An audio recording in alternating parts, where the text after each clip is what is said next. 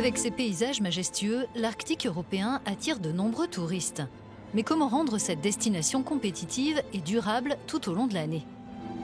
C'est la mission du projet européen Visit Arctic Europe qui est menée en Finlande, Suède et Norvège et qui, selon ses organisateurs, n'est pas affectée par le contexte géopolitique actuel.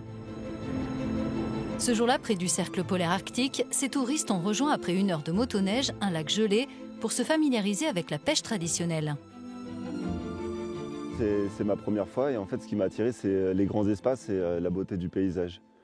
Surtout après les belles promenades et toutes les choses comme ça, comme là on fait la pêche sur la glace, je n'avais jamais fait. On n'a rien attrapé encore mais ça devrait venir. L'initiative Visit Arctic Europe implique de nombreux acteurs touristiques de la région comme l'élevage de rennes de Mia. Elle est Sami et pour elle, c'est important qu'avant la balade en traîneau, les touristes en apprennent plus sur le mode de vie de son peuple. On a notre propre langue, elle est parlée par 500 personnes. On est une toute petite minorité et les couleurs que je porte indiquent que je suis Inari Sami.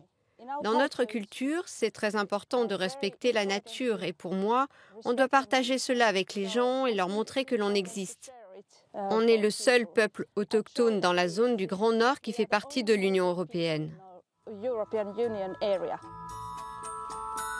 Ce projet, qui mise sur le tourisme durable, a réuni 120 entreprises et une douzaine de tours opérateurs. Il a consisté dans l'accueil de près de 99 000 visiteurs. Son budget total a atteint 12,8 millions d'euros. Il a été financé à 65% par Interreg Nord en Finlande et en Suède et à 50% par ce même programme européen en Norvège.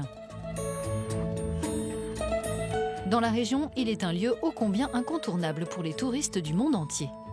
La maison officielle du Père Noël à Rovaniemi en Finlande.